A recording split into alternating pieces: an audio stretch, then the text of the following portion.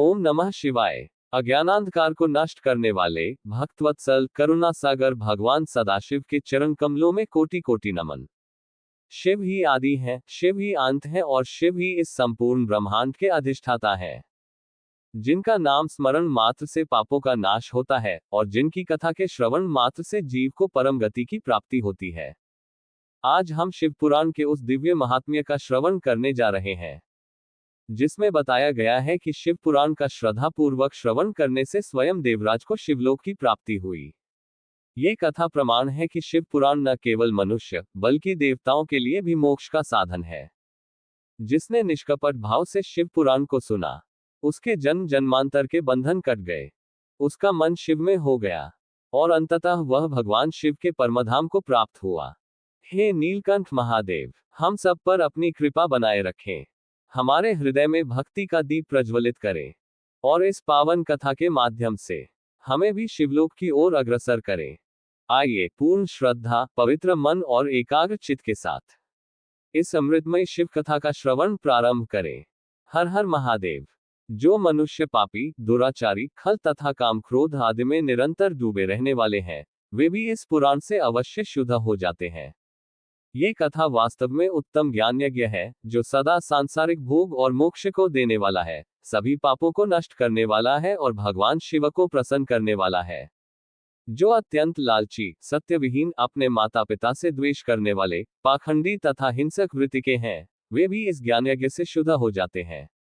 अपने वर्णाश्रम धर्म का पालन न करने वाले और ईर्ष्याग्रस्त लोग भी कलिकाल में इस ज्ञान यज्ञ के द्वारा पवित्र हो जाते हैं। जो लोग छल कपट करने वाले, क्रूर स्वभाव वाले और अत्यंत निर्दयी हैं, कलयुग में वे भी इस ज्ञान यज्ञ से शुद्ध हो जाते हैं।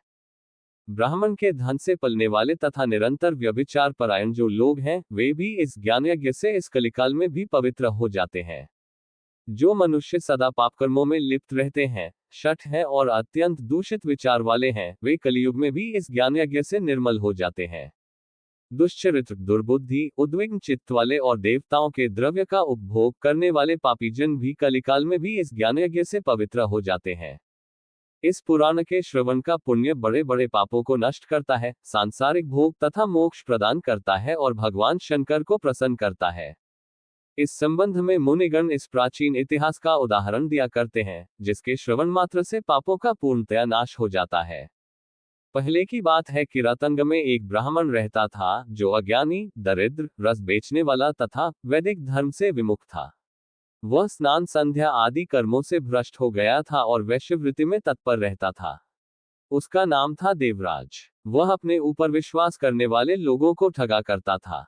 उसने ब्राह्मणों, क्षत्रियों, वैश्यों, शूद्रों तथा दूसरों को भी अनेक बहानों से मारकर उनका धन हड़प लिया था। बाद में उसने अधर्म से बहुत सारा धन अर्जित कर लिया, परंतु उस पापी का थोड़ा सा भी धन कभी धर्म के काम में नहीं लगा। एक दिन वह ब्राह्मण एक तालाब पर नहाने गया। वहां शोभावती नाम की एक वेश्या को देखकर वह अत्यंत मोहित हो गया। वह सुंदरी भी उस धनी ब्राह्मण को अपने वशीभूत हुआ जानकर प्रसन्न हुई। आपस में वार्तालाप से उनमें प्रीति उत्पन्न हो गई। उस ब्राह्मण ने उस वेश्या को पत्नी बनाना तथा उस वेश्या ने उसे पति बनाना स्वीकार कर लिया। इस प्रकार कामवश होकर वे दोनों बहुत समय तक विहार करते रहे। बैठने, सोने, खाने पीने तथा क्रीड़ा में ये दोनों निरंतर पति पत्नी की तरह व्यवहार करने लगे। अपने माता पिता तथा पत्नी के बार बार रोकने पर भी पापकृत्य में संलग्न वह ब्राह्मण उनकी बात नहीं मानता था। एक दिन रात्रि में उस दुष्ट ने ईर्ष्यावश अपने सोए हुए माता पिता और पत्नी को मार डाला और उनका सारा धन हर लिया। वेश्या में आसक्त चित्त वाले उस कामी ने अपना और पिता आदि का सारा धन उस वेश्या को दे दिया। वह पापी अभक्ष्य, भक्षण तथा मद्यपान करने लगा और वह नीच ब्राह्मण उस वेश्या के साथ एक ही पात्र में सदा जूठा भोजन करने लगा।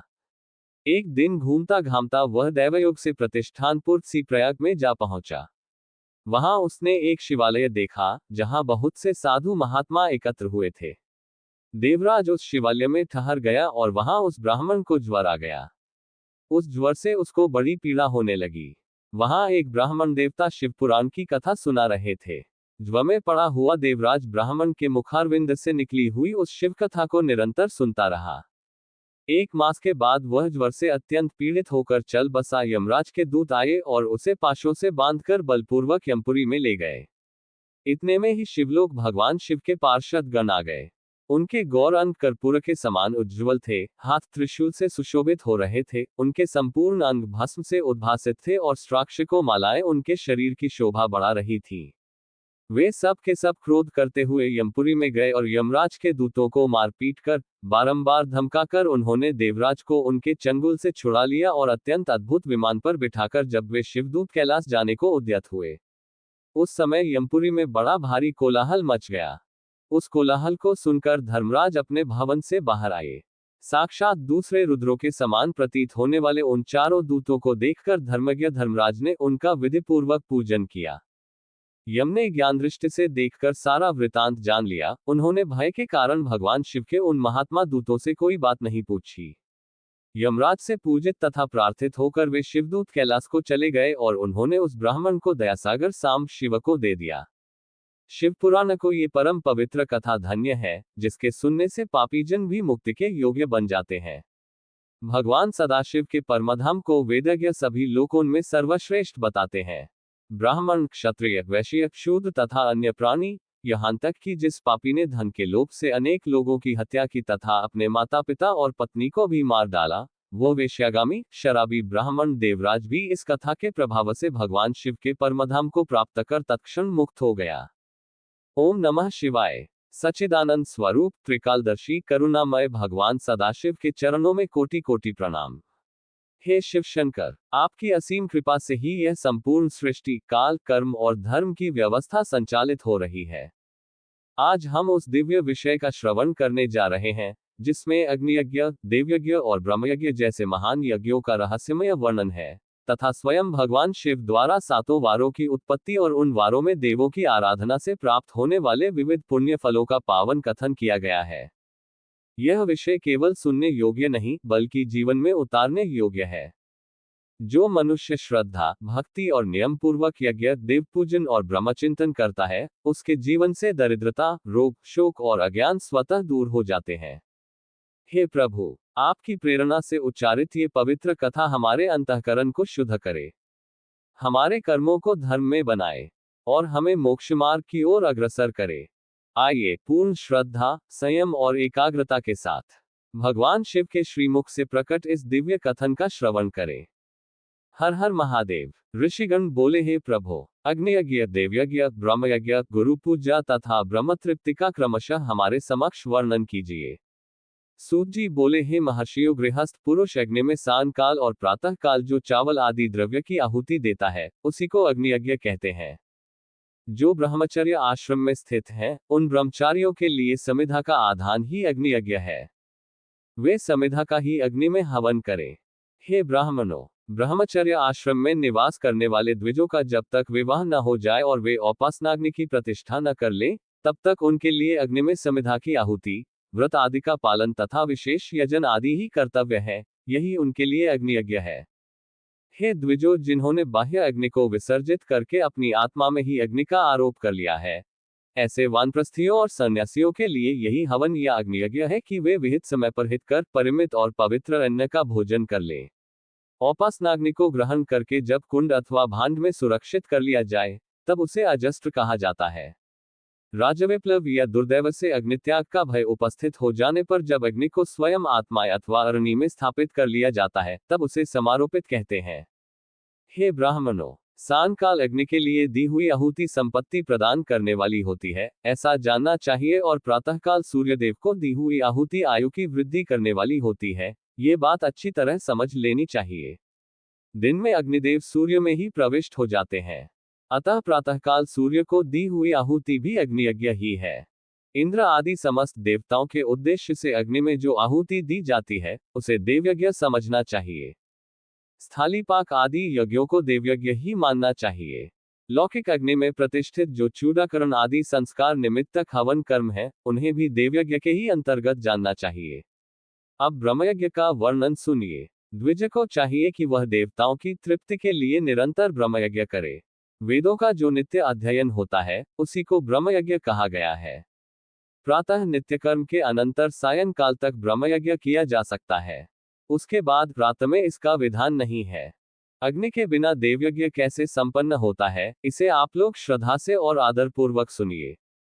सृष्टि के आरंभ में सर्वज्ञ, दयालु और सर्वसमर्थ महादेव जी ने समस्त लोकों के उपकार के लिए वारों की कल्पना की। वे भगवान शिव संसार रूपी रोग को दूर करने के लिए वैद्य हैं, सबके ज्ञाता तथा समस्त औषधों के भी औषध हैं। उन भगवान ने पहले अपने वार की कल्पना की, जो आरोग्य प्रदान करने वाला है। तत्पश्चात उन्होंने अपनी माया शक्ति का वार बनाया, जो संपत्ति प्रदान करने वाला है। जन्म काल में दुर्गतिग्रस्त बालक को रक्षा के लिए उन्होंने कुमार के वार को कल्पना की। तत्पश्चात सर्वसमर्थ महादेव जी ने आलस्य और पाप की निवृत्ति तथा समस्त लोकों का हित करने की इच्छा से लोकरक्षक भगवान विष्णु का वार बनाया। इसके बाद सबके स्वामी भगवान शिव ने पुष्टि और रक्षा के लिए आयुर्कर्ता तथा त्रिलोक हष्टा परमेष्ठी ब्रह्मा का आयुष्कारक वार बनाया, जिससे संपूर्ण जगत के आयुष्य की सिद्धि हो सके। इसके बाद तीनों लोकों की वृद्धि के लिए पहले पुण्य पाप की रचना की, तत्पश्चात उनके करने वाले लोगों को शुभाशुभ फल देने के लिए भगवान शिव ने इंद्र और यम के वारों का निर्माण किया। ये दोनों वार क्रमशः भोग देने वाले तथा लोगों के मृत्यु भय को दूर करने वाले हैं। इसके बाद सूर्य आदि 7 ग्रहों को, जो अपने ही स्वरूपभूत तथा प्राणियों के लिए सुख दुख के सूचक है, भगवान शिव ने उपर्युक्त 7 वारों का स्वामी निश्चित किया। ये सब के सब ग्रह नक्षत्रों के ज्योतिर्मय मंडल में प्रतिष्ठित हैं। शिव के वार या दिन के स्वामी सूर्य हैं। शक्ति संबंधी वार के स्वामी सोम हैं। कुमार संबंधी दिन के अधिपति मंगल हैं। विष्णु वार के स्वामी बुध हैं। ब्रह्मा जी के वार के अधिपति बृहस्पति हैं। इंद्रवार के स्वामी शुक्र और यमवार के स्वामी शनैश्चर हैं। अपने अपने वों की हुई उन देवताओं की पूजा उनके अपने अपने फल को देने वाली होती है। सूर्य आरोग्य के और चंद्रमा संपत्ति के दाता है। मंगल व्याधियों का निवारण करते हैं, बुध पुष्टि देते हैं, बृहस्पति आयु की वृद्धि करते हैं, शुक्र भोग देते हैं और शनैश्चर मृत्यु का निवारण करते हैं। ये 7 वारों के क्रमशः फल बताए गए हैं, जो उन देवताओं की प्रीति से प्राप्त होते हैं। अन्य देवताओं की भी पूजा का फल देने वाले भगवान शिव ही हैं। देवताओं की प्रसन्नता के लिए पूजा को 5 प्रकार की ही पद्धति बनाई गई। उन देवताओं के मंत्रों का जप ये पहला प्रकार है। उनके लिए होम करना दूसरा, दान करना तीसरा तथा तप करना चौथा प्रकार है। किसी वेदी पर, प्रतिमा में, अग्नि में अथवा ब्राह्मण के शरीर में आराध्य देवता की भावना करके 16 उपचारों से उनकी पूजा या आराधना करना पांचवा प्रकार। इनमें पूजा के उत्तरोत्तर आधार श्रेष्ठ है। पूर्व के अभाव में उत्तरोत्तर आधार का अवलंबन करना चाहिए। दोनों नेत्रों तथा मस्तक के रोग और कुष्ठ रोग को शांति के लिए भगवान सूर्य की पूजा करके ब्राह्मणों को भोजन कराए। तदनंतर 1 दिन, 1 मास, 1 वर्ष अथवा 3 वर्ष तक लगातार ऐसा साधन करना चाहिए। इससे यदि प्रबल प्रारब्ध का निर्माण हो जाए तो रोग एवं जरा आदि का नाश हो जाता है। इष्टदेव के नाम मंत्रों का जप आदि साधन वार आदि के अनुसार फल देते हैं। रविवार को सूर्यदेव के लिए, अन्य देवताओं के लिए तथा ब्राह्मणों के लिए विशिष्ट वस्तु अर्पित करे। ये साधन विशिष्ट फल देने वाला होता है तथा इसके द्वारा विशेष रूप से पाप को शांति होती है। विद्वान पुरुष सोमवार को संपत्ति की प्राप्ति के लिए लक्ष्मी आदि की पूजा करे तथा सपत्नीक ब्राह्मणों को घृतपक्वन्न का भोजन कराए। मंगलवार को रोगों की शांति के लिए काली आदि की पूजा करे तथा उड़द, मूंग एवं अरहर की दाल आदि से युक्त अन्न ब्राह्मणों को भोजन कराए। विद्वान पुरुष बुधवार को दधियुक्त अन्न से भगवान विष्णु का पूजन करे। ऐसा करने से सदा पुत्र, मित्र और स्त्री आदि की पुष्टि होती है। जो दीर्घायु होने की इच्छा रखता हो, वह गुरुवार को देवताओं की पुष्टि के लिए वस्त्र, यज्ञोपवीत तथा घृत मिश्रित खीर से यजन पूजन करे। भोगों की प्राप्ति के लिए शुक्रवार को एकाग्रचित होकर देवताओं का पूजन करे और ब्राह्मणों की तृप्ति के लिए षड्रसयुक्त अन्न का दान करे। इसी प्रकार स्त्रियों की प्रसन्नता के लिए सुंदर वस्त्र आदि का दान करे। शनैश्चर अपमृत्यु का निवारण करने वाला है। उस दिन बुद्धिमान पुरुष रुद्र आदि की पूजा करे। तिल के होम से, दान से देवताओं को संतुष्ट करके ब्राह्मणों को तिल मिश्रित अन्न भोजन कराए। जो इस तरह देवताओं की पूजा करेगा, वह आरोग्य आदि फल का भागी होगा। देवताओं के नित्य पूजन, विशेष पूजन, स्नान, दान, जप, होम तथा ब्राह्मण तर्पण आदि में एवं रवि आदि वारों में विशेष तिथि और नक्षत्रों का योग प्राप्त होने पर विभिन्न देवताओं के पूजन में सर्वज्ञ जगदीश्वर भगवान शिव ही उन देवताओं के रूप में पूजित होकर सब लोगों को आरोग्य आदि फल प्रदान करते हैं। देश, काल, पात्र, द्रव्य, श्रद्धा एवं लोक के अनुसार उनके तारतम्य क्रम का ध्यान रखते हुए महादेव जी आराधना करने वाले लोगों को आरोग्य आदि फल देते हैं। शुभ मांगलिक कर्म के आरंभ में और अशुभ अंत्येष्टि आदि कर्म के अंतर में तथा जन्म नक्षत्रों के आने पर गृहस्थ पुरुष अपने घर में आरोग्य आदि की समृद्धि के लिए सूर्य आदि ग्रहों का पूजन करे। इससे सिद्ध है कि देवताओं का वजन संपूर्ण अभीष्ट वस्तुओं को देने वाला है।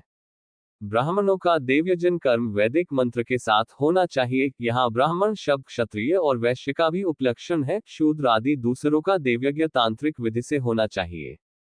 शुभ फल की इच्छा रखने वाले मनुष्यों को सातों ही दिन अपनी शक्ति के अनुसार सदा देव पूजन करना चाहिए। निर्धन मनुष्य तपस्या, व्रत आदि के कष्ट सहन द्वारा और धनी धन के द्वारा देवताओं की आराधना करे। वह बार बार श्रद्धापूर्वक इस तरह के धर्म का अनुष्ठान करता है और बारंबार पुण्यलोकों में नाना प्रकार के फल भोगकर पुनः इस पृथ्वी पर जन्म ग्रहण करता है। धनवान पुरुष सदा भोगसिद्धि के लिए मार्ग में वृक्ष आदि लगाकर लोगों के लिए छाया की व्यवस्था करे, जलाशय, कुआं, बावली और पोखरे बनवाए, वेद शास्त्रों की प्रतिष्ठा के लिए पाठशाला का निर्माण करे तथा अन्य प्रकार से भी धर्म का संग्रह करता रहे। समयानुसार पुण्य कर्मों के परिपाक से अंतःकरण शुद्ध होने पर ज्ञान की सिद्धि हो जाती है। द्विजो, जो इस अध्याय को सुनता, पढ़ता अथवा दूसरों को सुनाता है, उसे देवयज्ञ का फल प्राप्त होता है। लोग शिव चालीसा को सुनेंगे। सभी एक साथ प्रेम से बोलिए माता पार्वती की जय, भगवान भोलेनाथ की जय। जय गणेश गिरिजा सुवन, मंगल मूल सुजान। कहत अयोध्यादास तुम, देहो अभय वरदान। जय गिरिजापति दीन दयाला, सदा करत संतन प्रतिपाला। भाल चंद्रमा सोहत नीके, कानन कुंडल नागफनी के। अंग गौर शिर गंग बहाए, मुंडमाल तन क्षार लगाए। वस्त्र खाल बाघंबर सोहे, छवि को देखी नाग मन मोहे। मैना मातु की हवे दुलारी, बाम अंग सोहत छवि न्यारी। कर त्रिशूल सोहत छवि भारी, करत सदा शत्रुन क्षयकारी। नंदी गणेश सोहे तह कैसे, सागर मध्य कमल है जैसे। कार्तिक श्याम और गणराव, या छवि को कही जात न काओ। देवन जब ही जाय पुकारा, तब ही दुख प्रभु आपने वारा। किया उपद्रव तारक भारी, देवन सब मिली तुम्ही जोहारी। तुरत षडानन आप पठायो, लवनिमेष महामारी गिरायो। आप जलंधर असुर संहारा, सुयश तुम्हार विदित संसारा। त्रिपुरासुर सन युद्ध मचाए, सबही कृपा कर लीन बचाए। किया तपही भागीरथ भारी, पूर्व प्रतिज्ञा तासु पुरारी। दानिन मह तुम सम को नहीं, सेवक स्तुति करत सदाही। वेद नाम महिमा तव गाए, अकथ अनादि भेद नहीं पाए। प्रकटी उदधि मंथन में ज्वाला, जरत सुरासुर भय विहाला। कीन्ही दयातः करी सहाय, नीलकंठ तब नाम कहाय। पूजन रामचंद्र जब कीन्हा, जीत के लंक विभीषण दीन्हा। सहस कमल में हो रहे धारी, कीन्ह परीक्षा तबही पुरारी। एक कमल प्रभु राखेव जोई, कमल नयन पूजन चह सोई। कठिन भक्ति देखी प्रभु शंकर, भय प्रसन्न दिए इच्छित वर। जय जय जय अनंत अविनाशी, करत कृपा सब के घटवासी। दुष्ट सकल नित मोहि सतावे, भ्रमत रहो मोहि चैन न आवे। त्राही त्राही मैं नाथ पुकारो, यही अवसर मोहि आन उबारो।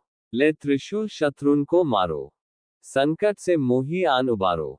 मात पिता भ्राता सब होई, संकट में पूछत नहीं कोई। स्वामी एक है आस तुम्हारी, आय हरहु मम संकट भारी। धन निर्धन को देत सदा ही, जो कोई जांचे सो फल पाही। स्तुति के ही विधि करे तुम्हारी, क्षमहु नाथ अब चूक हमारी। शंकर हो संकट के नाशन, मंगल कारण विघ्न विनाशन। योगी यति मुनि ध्यान लगावे, शारद नारद शीश नवावे। नमो नमो जय नमः शिवाय, सुर ब्रह्मादिक पार न पाए। जो ये पाठ करे मन लाए, ता पर होत है शंभु सहाय। ऋणिया जो कोई हो अधिकारी, पाठ करे सो पावन हारी। पुत्र हीन कर इच्छा जोई, निश्चय शिव प्रसाद ते ही होई। पंडित त्रयोदशी को लावे, ध्यान पूर्वक होम करावे। त्रयोदशी व्रत करे हमेशा, ताके तन नहीं रहे कलेशा। धूप दीप नैवेद्य चढ़ावे, शंकर सम्मुख पाठ सुनावे, जन्म जन्म के पाप नसावे, अंत धाम शिवपुर में पावे। कहे अयोध्या दास आस तुम्हारी, जानी सकल दुख हरहु हमारी। दोहा। नित नेम कर प्रातः ही, पाठ करोन चालीसा, तुम मेरी मनोकामना पूर्ण करो जगदीश। मकसर छठी हेमंत ऋतु, संवत 64 जान, स्तुति चालीसा शिव ही, पूर्ण कीन कल्याण। अब प्रेम से बोलिए भगवान भोलेनाथ की जय। अब हम लोग सभी एक साथ प्रेम से भगवान शिव जी की आरती करेंगे। भगवान शिव की आरती। जय शिव ओंकारा, ओम जय शिव ओंकारा। ब्रह्मा विष्णु सदा शिव अर्धांगी धारा, ओम जय शिव ओंकारा। एकानन चतुरानन पंचानन राजे, हंसानन गरुड़ासन वृषवाहन साजे, ओम जय शिव ओंकारा। दो भुज चार चतुर्भुज 10 भुज अति सोहे, त्रिगुण रूप निरखता त्रिभुवन जन मोहे, ओम जय शिव ओंकारा। अक्षमाला बनमाला रुंडमाला धारी, चंदन मृगमद सोहे भाले शशिधारी, ओम जय शिव ओंकारा। श्वेतांबर पीतांबर बाघंबर अंगे, संकादिक गरुणादिक भूतादिक संगे, ओम जय शिव ओंकारा। कर के मध्य कमंडलु चक्र त्रिशूल धरता, जग करता जग भरता जग संहार करता, ओम जय शिव ओंकारा। ब्रह्मा विष्णु सदाशिव जानत अविवेका, प्रणवाक्षर मध्य ये तीनों एका, ओम जय शिव ओंकारा। काशी में विश्वनाथ विराजत नंदी ब्रह्मचारी, नित उठी भोग लगावत महिमा अति भारी, ओम जय शिव। त्रिगुण शिवजी की आरती जो कोई नर गावे, कहत शिवानंद स्वामी मनवांछित फल पावे, ओम जय शिव। जय शिव ओंकारा हर ओम शिव ओंकारा। ब्रह्मा विष्णु सदाशिव अर्धांगी धारा, ओम जय